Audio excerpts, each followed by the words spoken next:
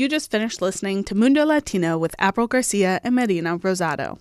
Coming up next is KZUM News on KZUM 89.3 FM.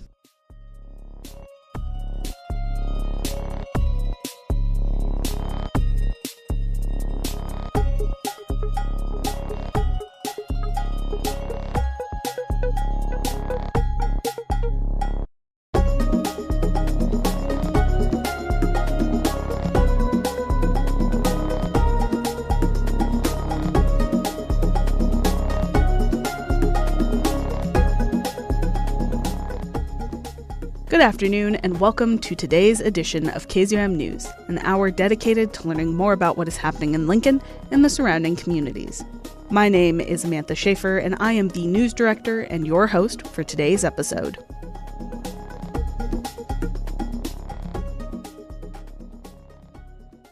And thank you for tuning in to KZUM News during our Give to Lincoln Fund Drive, the annual community-wide online giving event here in Lincoln, coordinated by the Lincoln Community Foundation, where a percentage of every dollar raised is matched. Right now, you can get a little more bang for your buck, or snap in your elastic, by having your donation go just a little further, which means everything to your local newsroom and volunteers as we work towards our $50,000 goal. As of right now, we are sitting just under the 20,200 mark. We're well on our way to meeting that goal, but we could still use some help in reaching it, which is where you come in. If you are a regular listener, now is the time to support your KZUM volunteer programmers and staff. All you have to do is head to kzum.org. We have our new website up and running. And just below that top banner is a teal donate button on the right-hand side of the screen. If you click it, it will take you to a secure payment portal. Once you are done there, the Lincoln Community Foundation will send you a receipt confirming your donation, and then you have officially supported your local non-commercial radio station. With the dissolution of the Corporation for Public Broadcasting, we are relying on our community to support us more than ever. Listener donations and support from local businesses make up 80% of our yearly budget. $1, $5, $10 or more, KZUM wouldn't be the same without you. If you can do your part and make a contribution, we would be so thankful. Together, we can continue to create independent community media right here in Lincoln. And with that, we're going to get into the headlines of the day. Following the most recent primary election, we here at KZUM News are beginning our coverage of the general election candidates.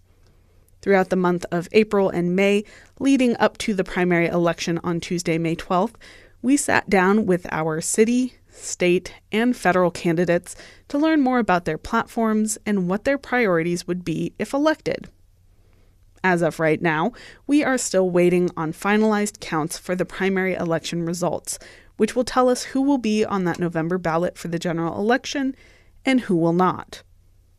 Next week, we will be reviewing those results and looking at the final numbers. This week, however, we are focusing on the candidates that were not on the primary ballot.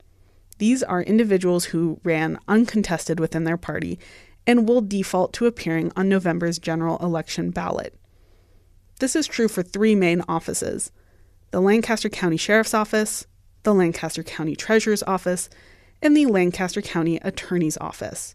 Today, we're just focusing on one, but we have both candidates for the Lancaster County Sheriff's Office joining us this afternoon for one-on-ones with KZUM News. Starting us off is Jay Pitts, the Democratic candidate for the Lancaster County Sheriff's Office. Now, obviously, we only have 29 minutes on the clock, so we like to get right into it. Jay, can you tell folks a little more about what inspired you to run for this position?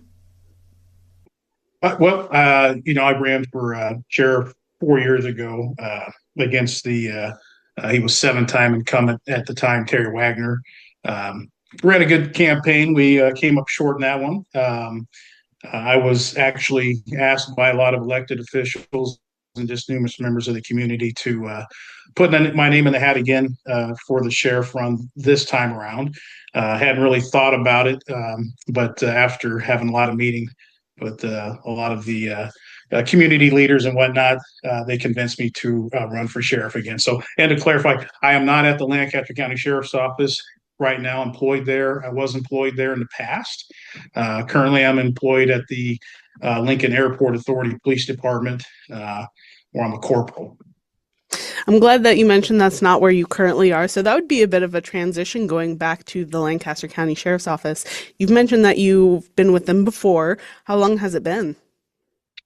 So I worked for them from 2005 to 2011, but I've got a good relationship with numerous employees who still are employed at the sheriff's office. And I was actually uh, asked by a few of those people to also run for sheriff this time around. I think that my time there was very good. I think people got a very favorable opinion of me as a person, my character, but more so probably my work ethic. I really was kind of known for doing very complete and thorough investigations for anything that I had to work on. The sheriff's office is just kind of like the Lincoln Police Department and the airport authority, where you're a generalist officer. So whatever you get handed or whatever kind of call type you have to respond to, you have to work it in its entirety. So I think that I impressed some people, actually some of the sergeants and captains and maybe the upper management there with the way I would handle some of the calls that I had as a deputy. And I was promoted. Well, I was asked by a few captains to put in for an investigator position, and I got to be an investigator for a couple of years at the sheriff's office, which really enhanced my career. It got me to learn a lot more about doing very complete and thorough investigations, and my time there was, invaluable. I still use things that I learned there, and I can apply them still to any call for service that I get, even at the Airport Authority Police Department. And it's come to my attention very recently that having officers kind of handle their calls in completion like that isn't normal to other departments or other agencies across the United States. Is that true? You don't see that a lot. I would say, so I started at the Lincoln Police Department in '95, and LPD has historically been one of those agencies where the officers per capita per thousand people has always been on the low end. So you have agencies like Omaha PD, where you'll have officers out there in the field who are responding to calls for service. Let's just say it's a burglary call they get to. They'll go there, they'll assess the scene, and then they'll do scene protection until a detective or an investigator comes out and works that. So being a generalist officer, there aren't there probably I don't know what the numbers would be nationwide, but I would say that there's probably a lot more agencies that have low per capita per thousand people departments like the Lincoln Police Department and Sheriff's Office, where you are generalist officers. There's probably I don't know what the numbers would be, but there's just with the low number of people wanting to get into law enforcement, I'm sure there's probably a lot more agencies having to trend that way where, if you get the call, you got to work it because they just don't have the numbers that they used to. And do you feel like that kind of model helps you build your skills faster and get you a wider variety of experience when it comes to the various kinds of criminal investigations that you might run into both in your former position with the sheriff's office and your former position with LPD and your current position with the Airport Authority Police Department? Yes, it's invaluable. I actually would prefer that people get trained that way because you have a better understanding of how to do a complete and thorough job with everything you do. I mean, to me, every investigation is going to be handled the same. you're just going through the who, what, when, where, why, how, but you want to make sure that you're asking enough questions. I always tell people, and again, like I said, my big thing was wanting to be very complete and thorough with my reports. So, at the airport authority where I do the training for a lot of the new officers that come in, and they've been at most of the times they've been at small agencies, or we get a lot of people from the Lincoln Police Department come out there, and it's a retirement job for them.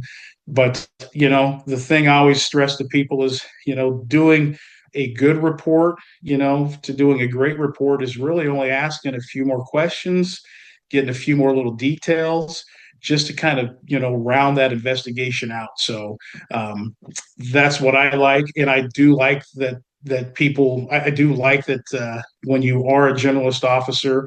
I think that it opens a lot more doors for you too, as far as getting some of those more specialized positions, like a criminal investigator or over at the police department with their Team 3 unit. I think that if people are really looking at the quality of your work and the way that you're doing your investigations, it can be very beneficial to you in the long run. And so the Lancaster County Sheriff's Office, which you've been with before, works Mhm. very closely with both LPD, the Airport Authority, Police Department, and a variety of other state agencies very closely. So going into this position, how would you be looking to build your ties with those other state agencies and, keep the trajectory of working closely with them?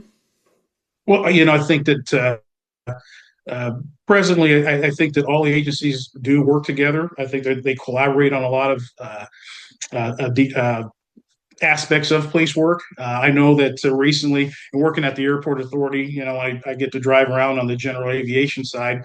The Nebraska State Patrol's got their helicopters. They're all parked over there in a hangar.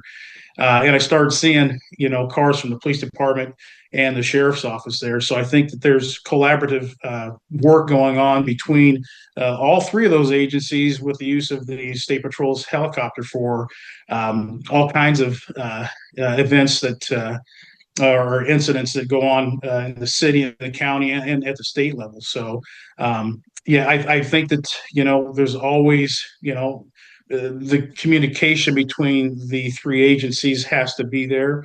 The cooperation within the agencies has to be there. But yeah, I think that as of right now, it looks like everybody is collaborating and working very well together.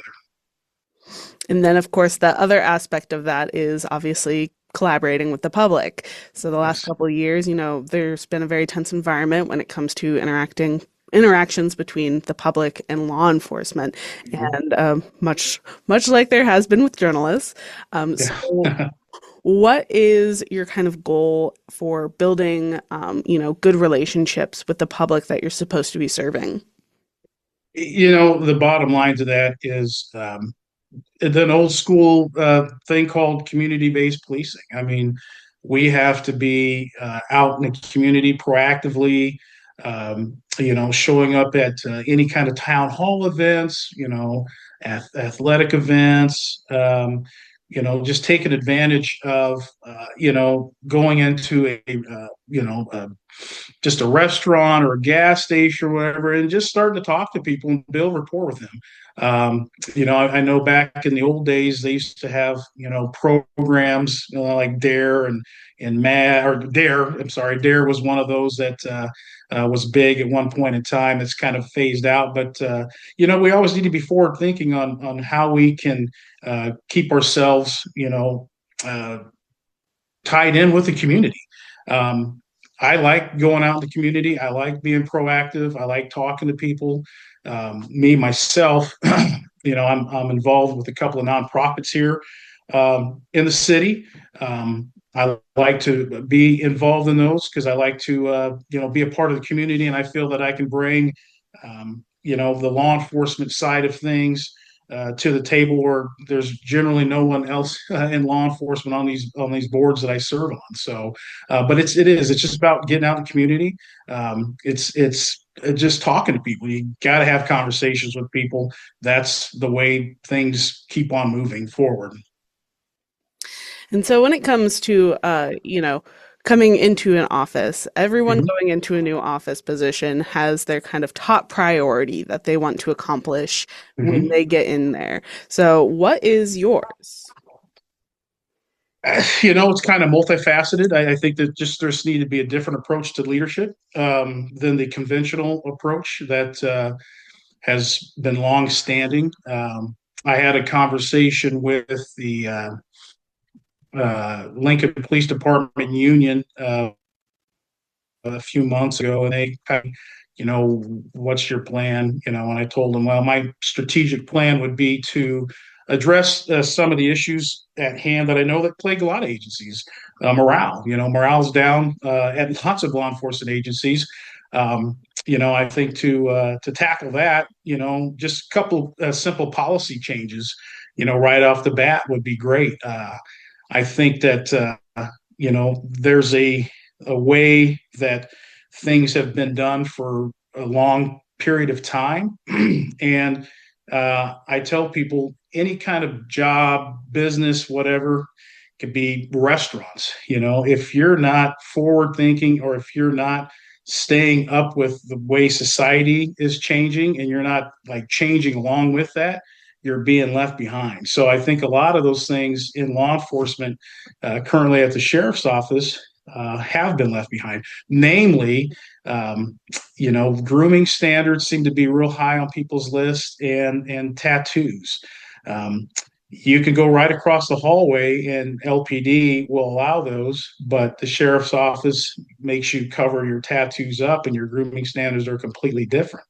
I think in talking to the community, I think people nowadays want police officers to look more like just regular members of our community. Like dad or grandpa or whoever. They don't. I don't think they put a premium on the way that you actually look. And the tattoo thing. I mean, the military is allowing people to have tattoos shown freely now. And I see tattoos as I have none, but I don't dislike them at all.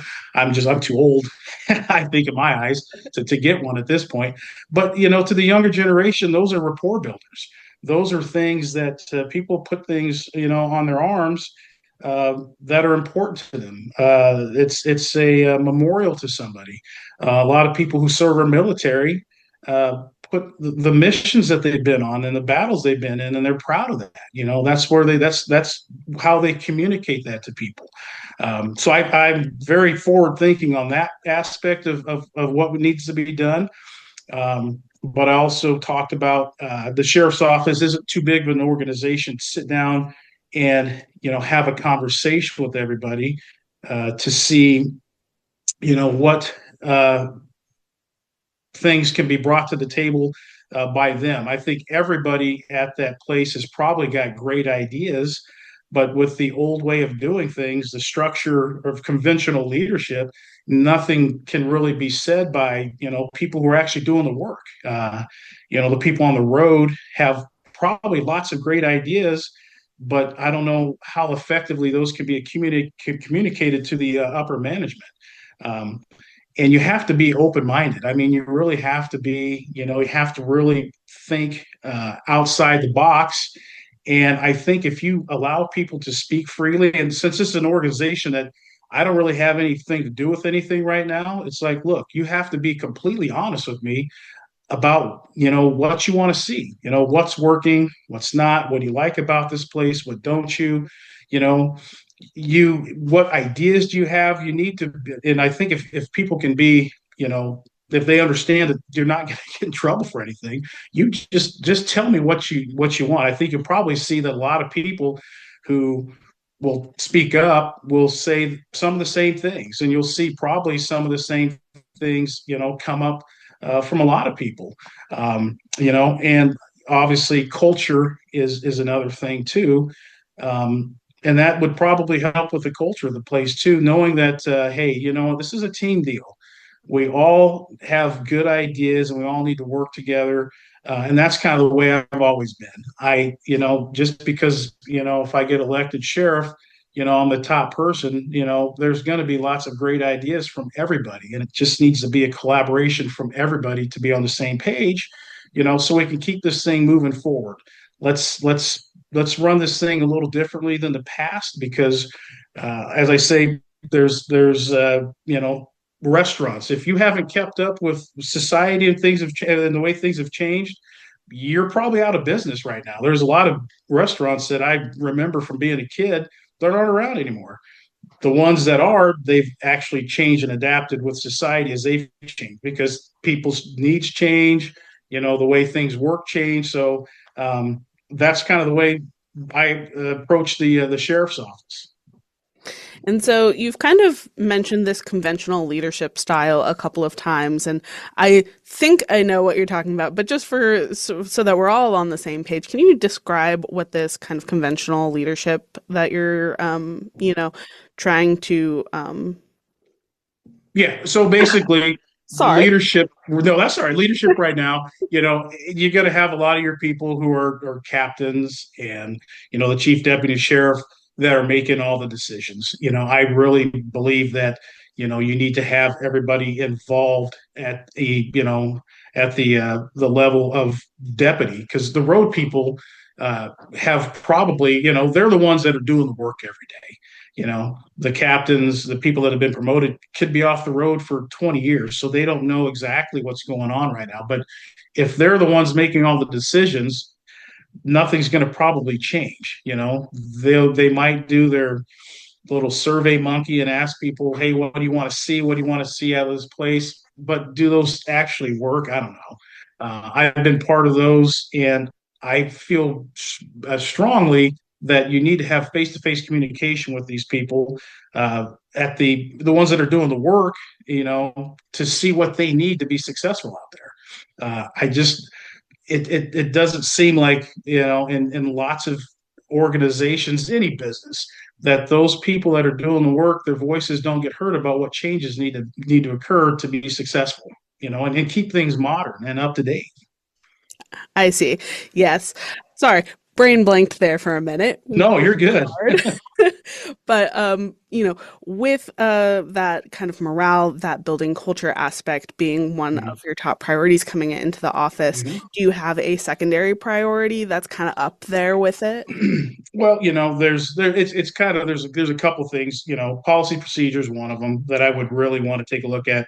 The training and just the general operation of the place would be one thing. And another thing that a lot of deputies have been talking to me about is coroner investigations.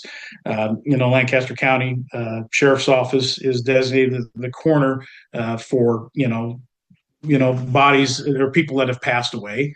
A lot of times, these calls can be, you know, uh, they can be tough for families, especially if you have somebody who's on hospice who's been seen by a medical professional, and there's no signs of foul play. I think a lot of the deputies think that these calls for service have, you know, they've kind of run their course as to, okay, do we really need to come out here and do an investigation on this one? It's there's no signs of foul play, and like I said, they've been seen by a medical professional.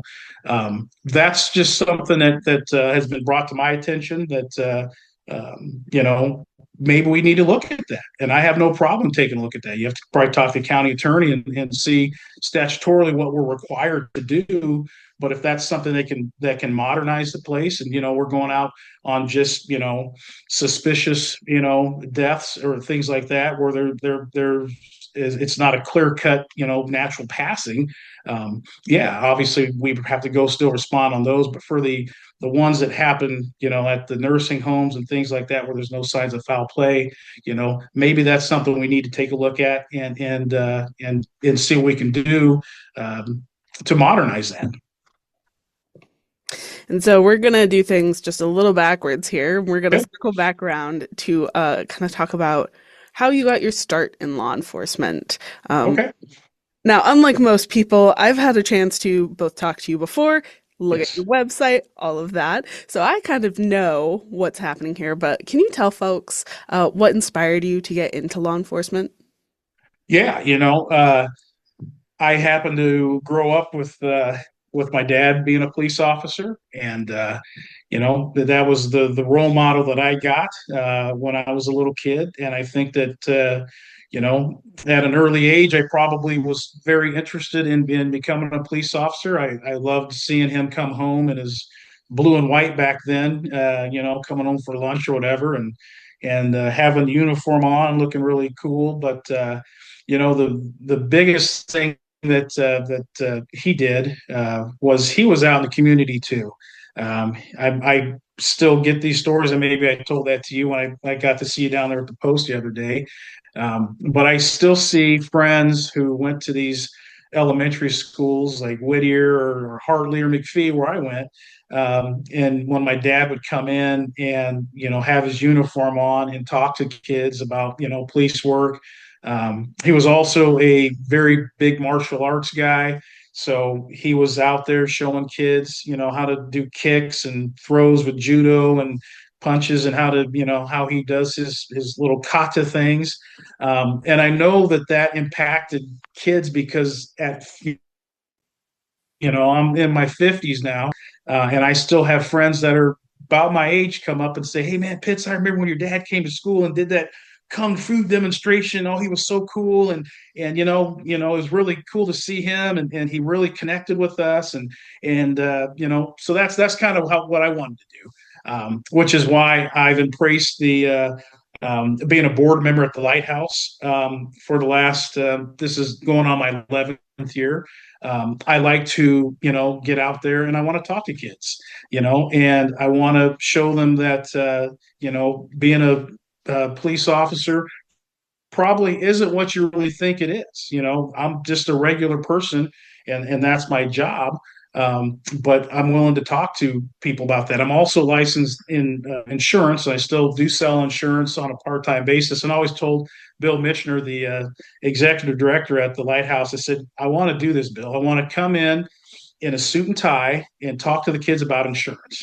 Then have a break and say, hey, we have another speaker coming in, and you know, in 10 minutes, and go and change and put my uniform on, and then come in and talk to the kids again in my police uniform, and see what they say, because I'm going to tell them, look, the same guy that you just saw is the same guy you see here.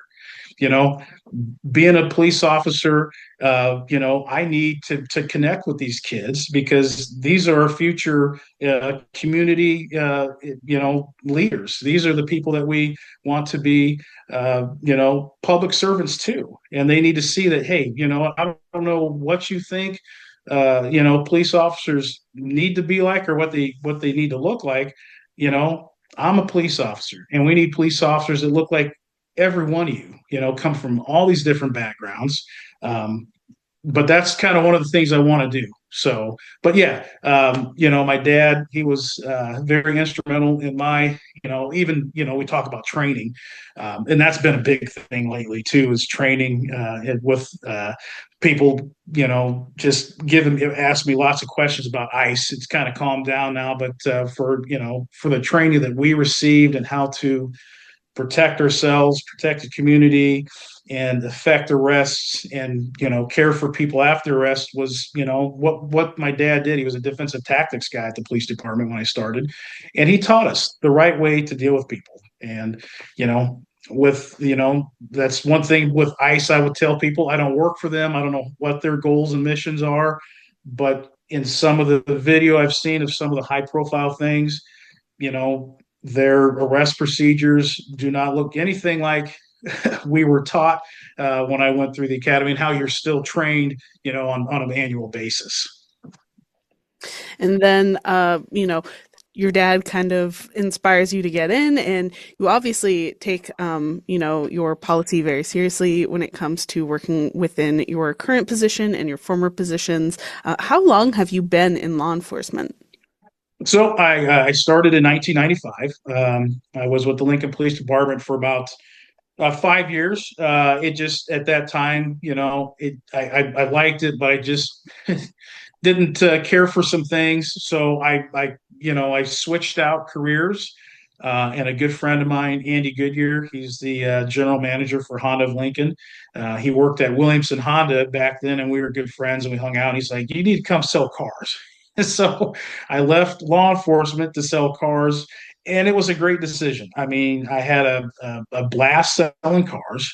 Um, it taught me a lot about, and it taught me a lot about police skills. I mean, because when you sell cars, you have to be kind of like a chameleon.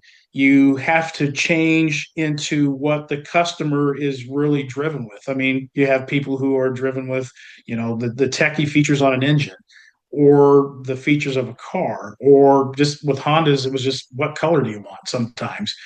But you had to kind of change your sales style to the way that person, was geared, which helped me out a lot. And I had a good natural base, and being from Lincoln, born and raised here, I really honed in my skills. And I think in my fifth year or my last year being at Honda, I won a national award for being one of the top 30 salespeople in the nation for sales satisfaction.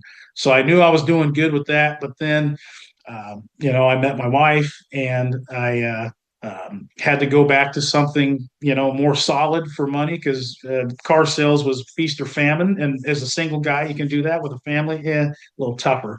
So I went back, and I went to the sheriff's office, and I was there from 2005 to 2011. And like I said, I was a road deputy for a while, and then I was a criminal investigator for a few years there.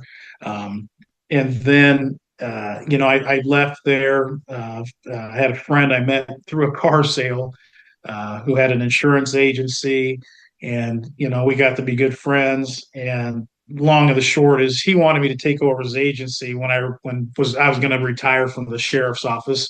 I told him, I said, well, I got to get at least 20 years in here or whatever. But after about 6.5, 7 years ish, he ended up passing away unexpectedly. And I knew his wife and his daughter, and I told them, they were worried about his business. And I said, well, we shook hands. I'll do what I can and see if I can become a licensed insurance agent. And I shocked myself and passed my property and casualty test on the first try and my life and health test on the first try. So I became an agent, and I fulfilled my promise to him, and I took over his agency. It just didn't work out. The money that they said that I would be making wasn't really there. So I went back to law enforcement, and joined the Lincoln Airport Police Department. The chief of police out there was one of my dad's partners in the training division at LPD, Bob Zemer. And they hired me out there in 2012. And since I've been there, I'm the training officer. I am a firearms instructor. Got my certification about 8 years ago from the Nebraska Law Enforcement Training Center. And then last year, I completed the rifle instructor course. The police department was gracious enough to let me go in there and try to home in my skills there. They did a great job. Sergeant Schmidt, more big kudos to him for putting up with me. I'm an old guy with all these young guys, but I think I showed them that there's still a lot of fight in this old dog. So yeah, I've got those things that I'm really big on: the training, the safety of guns, and things like that. I want people to be proficient, but I want them to be safe. So, but yeah, and so really, I'm on my 26th year of being active, but I've been commissioned for a little over 30 years now in law enforcement. Bringing lots of experience to Yes. Excellent. Well, Jay, thank you so much for sitting down with us today to talk about your campaign for the Lancaster County Sheriff's Office. No problem. Appreciate the opportunity, and thank you. It was great to meet you back then, and it's great to see you again. So hopefully we run into you again. I hope so.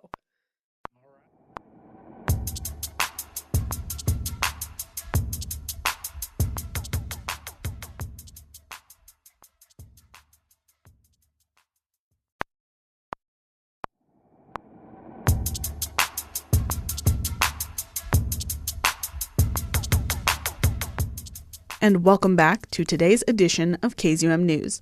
My name is Samantha Schaefer, the news director and your host for today's episode. Following the most recent primary election, we here at KZUM News are beginning our coverage of the general election candidates. Next week, we will be reviewing the final results for the May 12th primary election and looking at the final numbers. This week, however, we are focusing on the candidates that were not on the primary ballot. These are individuals who ran uncontested within their party and will default to appearing on November's general election ballot. Today, we are focusing on candidates from the Lancaster County Sheriff's Office. Joining us this afternoon is Ben Houchin, the Republican candidate. You've been in law enforcement for several years as well. Can you give listeners an idea of how you've kind of progressed through your career up until this point where now you're running for office for the Lancaster County Sheriff's Department? Yeah, I've been doing this for 33 years now, and it's gone by like a flash for me. I have not always, every day hasn't been great, but I have never in my life woke up and go, God, I do not want to go to work. I have totally enjoyed serving the citizens of Lancaster County. I started June 1st, 1993. I went to the academy there. I graduated from the 116th Basic out at Grand Island at the Nebraska Law Enforcement. And I ended up number one in my academy, grade-wise. And I also held the pull-up record for there for a while. Somebody finally got me. I don't know how many years I held that, but I did at least have it for a little bit of time. During my time in 1993 to 2000, I was a deputy. I worked patrol, and I was the Hickman deputy for a while.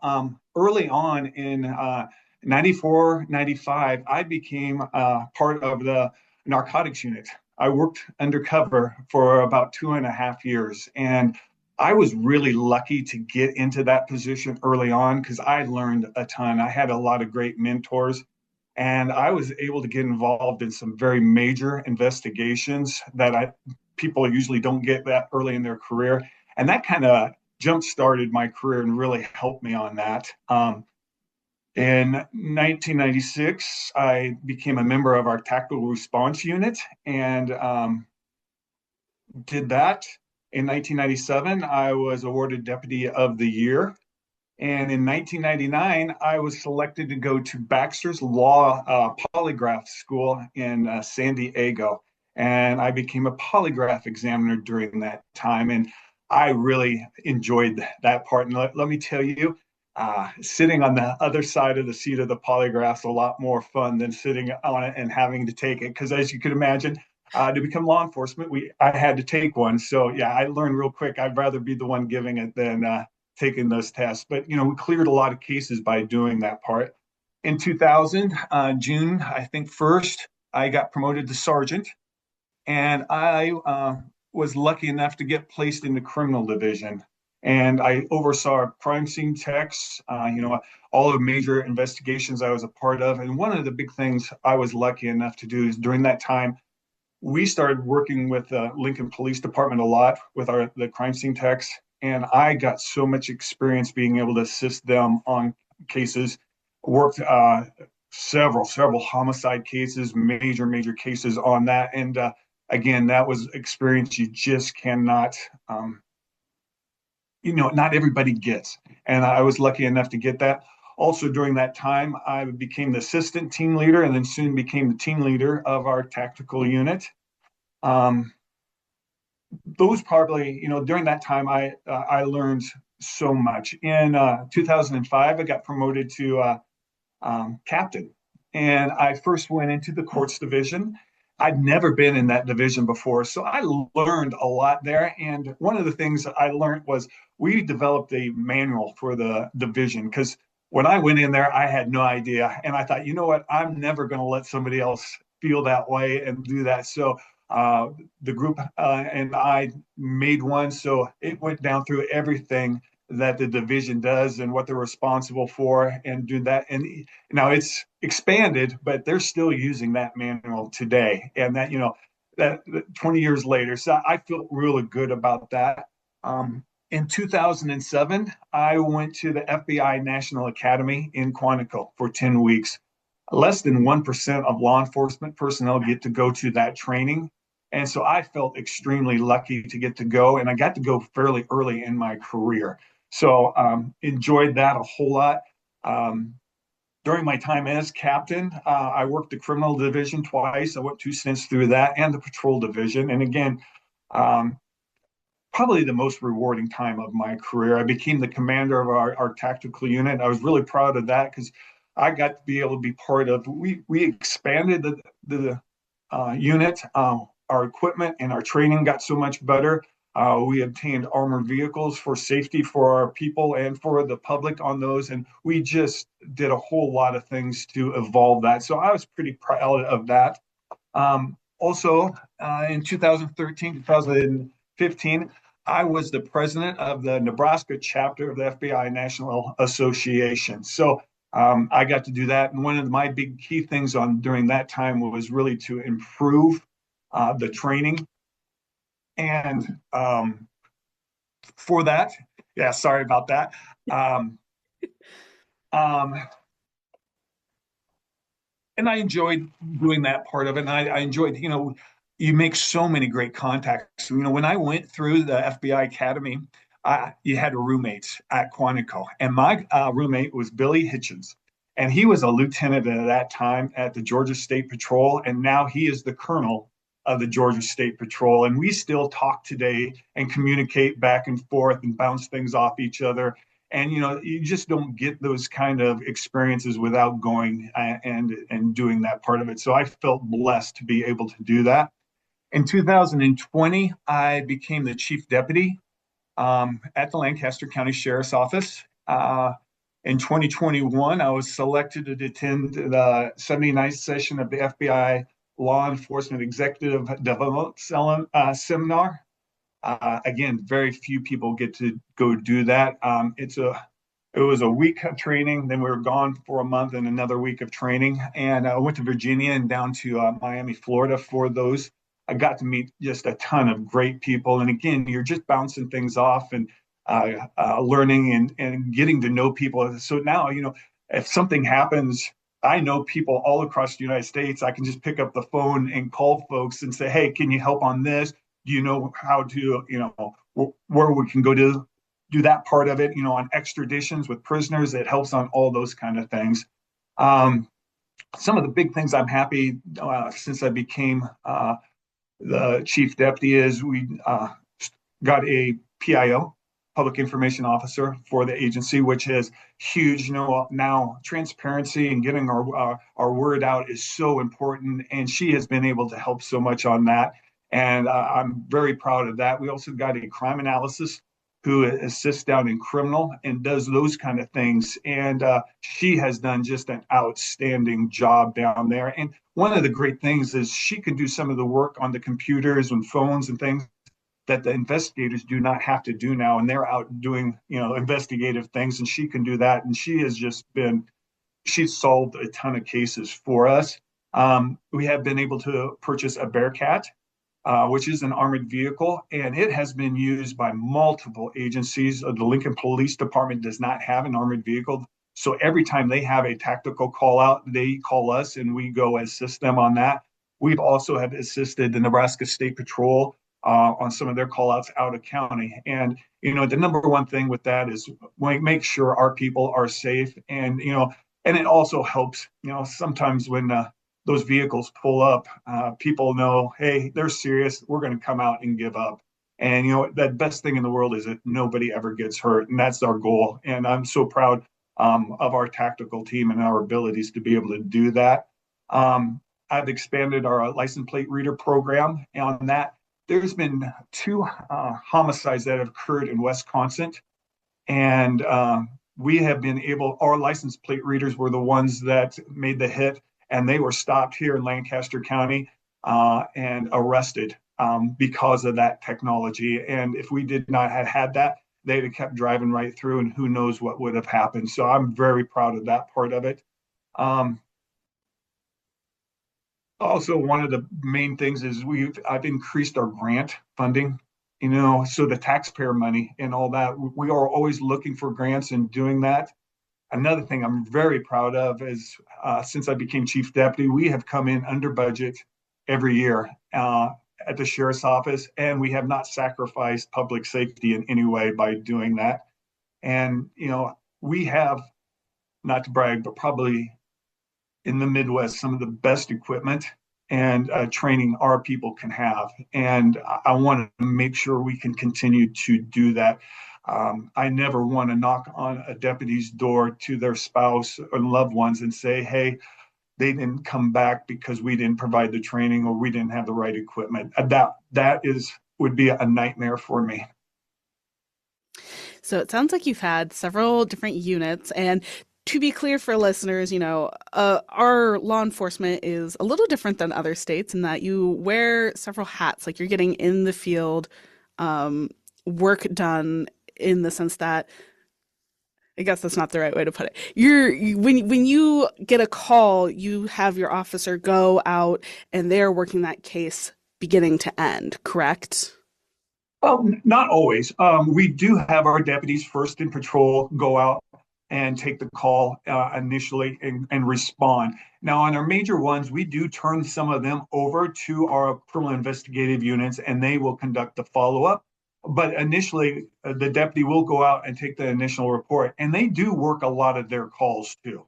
And so, yes, we are not like Omaha, who officer will show up, get your name, phone number, kind of little basics, and say, hey, a detective will call you and work the case. We feel like it's more personal if our deputy goes out there, and we're not taking the call volume that some of these major populations have, these agencies have. We have some time. Now, we do get real busy and go call to call sometimes, but we do take it. And I think the number one thing we talk to our deputies about and all our personnel is, you know what, when you get dispatched to a call, treat the person like you would your mother or a loved family member and how you would want them to be treated. And I tell you, if you do that, you cannot go wrong with how things work. And I am so proud of our people because they've really taken that to heart and work hard and do that. And one of the greatest things is 10 to 1, probably even 100 to 1.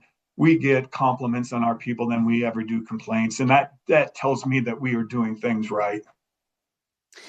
And when it comes to, you mentioned that you've been working on increasing grant funding the last couple of years.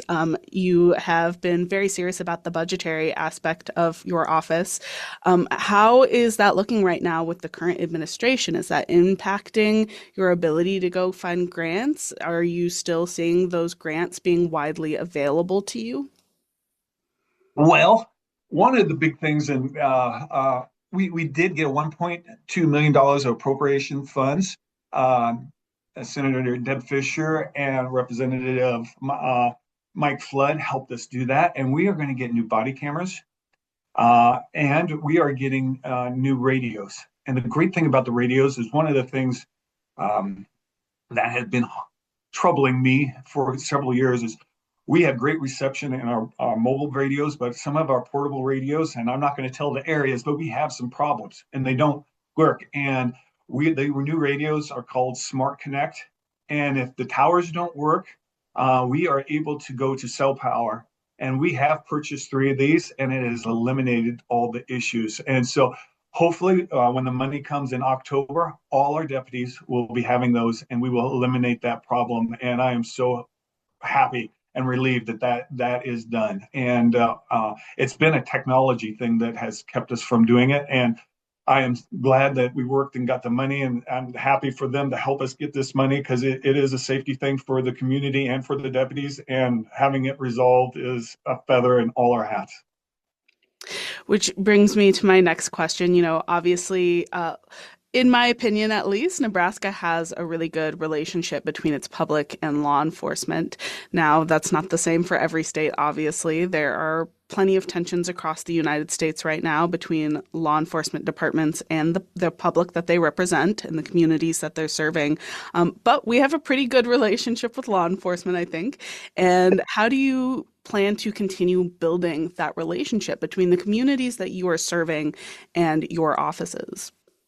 Well, one of the things, again, is like we hired the PIO and our social media platform is getting out there to them.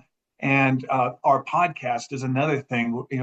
we're bringing our people. And one of the great things I like about that is it makes us human.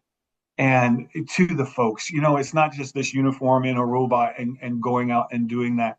And I think that helps so much. And I'm excited we have a great following on that. And our social media platforms have really skyrocketed, especially since our PIO has gotten into that. And we have another great relationship just with the modern media, the news outlets and the radio outlets. And we brief with them 3 times a week and getting that information out to the public. And I think that has helped us so much. We just had those fires last Thursday. And I think, 4 years ago, we had major ones at that point in time, too. And you know what? I think being able to use our social media, being able to have a great relationship with modern media and getting that information out. And so people can be safe. They trust you. They're listening to you. They go to you for the information because you're providing it. We had to go knock on doors and get people out of the way of the fire. Thankfully, no structures got burnt or anybody got hurt. But those are the things that you need to be able to do so the public knows to come to you and follows you. And I think that is huge. And I think going to social events. I'm going down to Firth in a couple of weeks for an Easter egg hunt, and they're having a thing down there. And I think just going down and being part with the people. We do a booth out at Global, trick or treating with the cops, and we participate in that. And all those kids come in, and I think again, if they can see you in a different light, and they get stickers from you, and the families can come talk to you and do those things, I think it's just huge on making the population. And I tell you, the biggest thing is doing your job right and doing it well and doing it professional helps so much if you don't get a black eye. The hard thing now is somebody in the East Coast or the West Coast can do something and it affects us and, our reputation here. It used to, when I first started, that wasn't the case. People got their information from the TV news, newspaper. Now, boom, they're getting it on social media instantaneously. And I think that has changed our culture. And we really, as an agency, have learned that we need to get out in front of things and get our message out and don't wait for the rumors to spread or untruths to happen, that we get it out quickly and truthfully. And I'm glad that you mentioned that. You're absolutely right that we are seeing a more global scale in our connectivity. So that being said, you already have working relationships, obviously, with city, state, federal agencies. How are you working to build those relationships with other law enforcement agencies that you have to work with? Well, we work in task force, and we are a part of. One of the things I'm happy about too is last April, we became a member of the Safe Streets with the FBI and the Lincoln Police Department in the gang unit. We added a deputy to that. We had not done that. We are part with the DEA and LPD and NSP in the narcotics unit that works in Lincoln. We house out a fugitive task force with the Marshal Service, Lincoln Police Department, and Nebraska State Patrol, and that is ran out of our office. We also have our criminal interdiction unit, which has worked with LPD and HSI, and we work with those parts of it. So those are some of the just with the federals and the state and the locals, and we have a good relationship with the University of Nebraska Police Department too. We have deputies work off duty during sporting events and doing those things. One of the things I don't think people understand is during major events, none of our agencies are really big enough to handle everything. So we have to have these relationships with all of us, and so that we come and help. So when the bell rings, that everybody's there. The great thing I have going for me is, I know Colonel Waugh, I know Chimaro. We have meetings at least once a month with all the chiefs and the colonels, and we sit down, and the sheriff and I come in and we just talk, and it's very laid back. But when something happens, I pick up the phone. They know who I am. It's not game day that they don't know me, and I feel so lucky to have that, and our relationships is just unbelievable. We work at our electronics evidence unit. We work together with the Lincoln Police Department, and we have one of the best in the Midwest, if not the country. Several years ago, Omaha had a couple of homicides, and they couldn't get into the telephones, and they sent them to us, and we broke into it and helped them solve that. And I mean, that's a feather in our hat. We're not a huge agency. We have 112 sworn, but we are lucky enough to have some of the best equipment in doing that. Our crime scene techs work together. And so when there's a homicide, it's not just in the Lincoln or out in the county. It's not just the Lincoln Police Department going to work there. We send our people there. And we also have purchased with our forfeited asset funds a Faro, which is a scanner. And it's about $80,000, probably 120 with all the other equipment in doing that. And we share that with the Lincoln Police Department. So if there's a crash, if there's a crime scene, they go and use our equipment. But the great thing is for the taxpayers, if we didn't share it, there'd be two of them. Well, why would we need to spend that much money if we're willing to work together? And we do that. They run the dispatch for us. They run the property unit. When there are warrants out for LPD warrants and they get arrested out of town, we're the ones that go get them and do those kind of things. We have our officer involved shooting team. We work together on that. So there's been too many of them, in the last couple of years. But if there's a shooting and involves the Lincoln Police Department, we go in now and lead that investigation just for transparency purposes for the public and vice versa and those things. Now, LPD officers will come in and help, and we will assign them certain things, but we take the lead on it and do the majority of things just so that, again, the transparency part of all that. Our crash team works together a lot.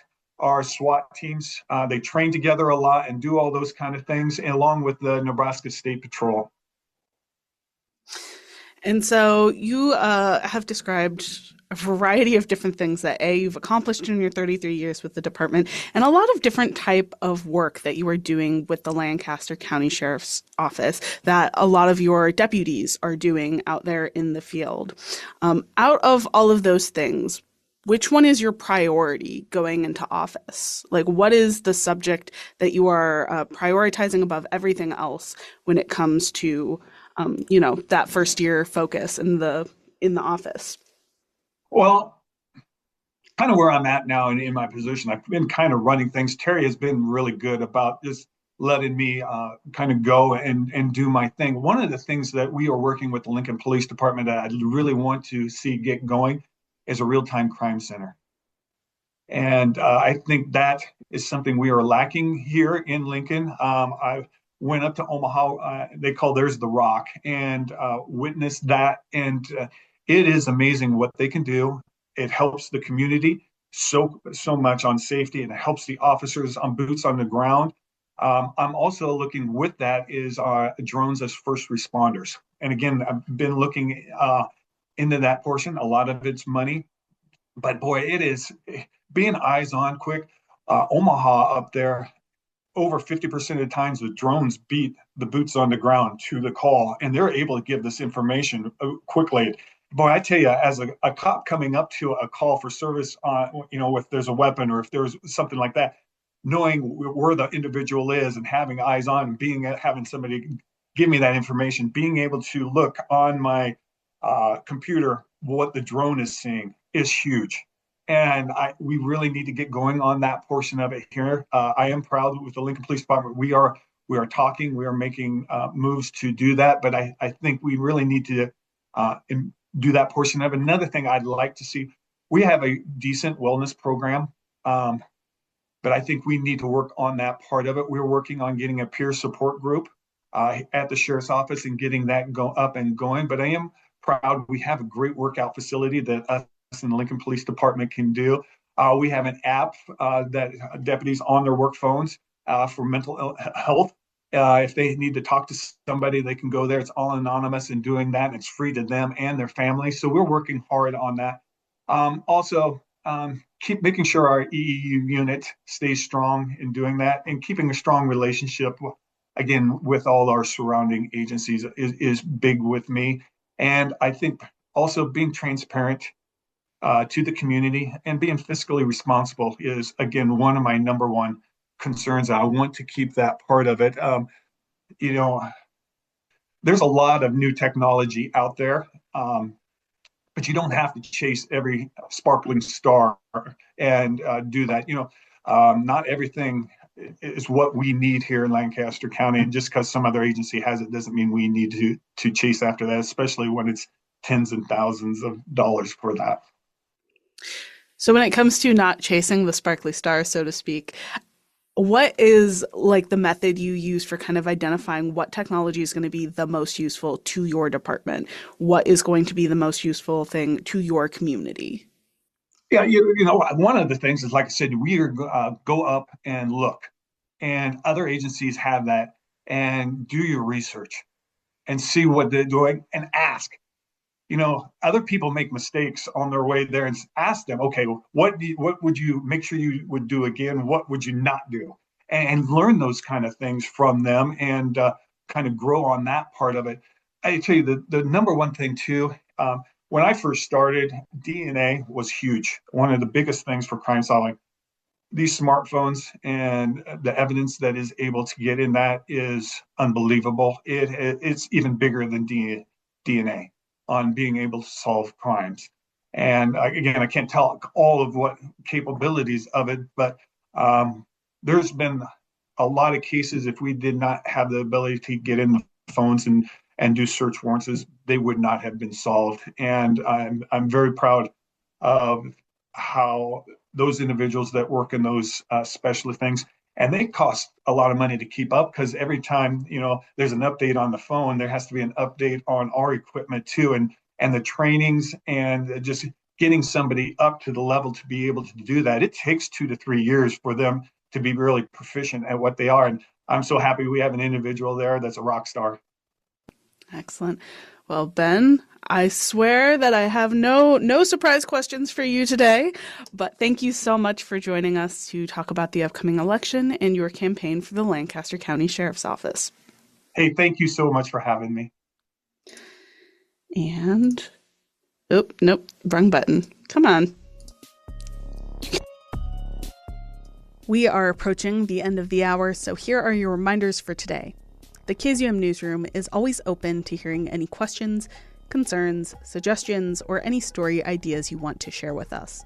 All you have to do is give us a call at 402-474-5086 extension line 6, or visit kzum.org to find our newsroom submission portal and social media channels. If you happen to miss a show, you can check out the long-term archives now being hosted on our YouTube channel, which includes auto transcripts of each episode for better accessibility. And lastly, we want to give a shout out to Jack Rodenberg of the Rodenberg Music Experience for providing KZUM News with its iconic soundtrack. So thank you, Jack, for setting the stage. That wraps up our reminders for today. My name is Amantha Schaefer, News Director and your host for KZUM News, signing off for the afternoon. Thank you for listening, and we hope you'll join us next time.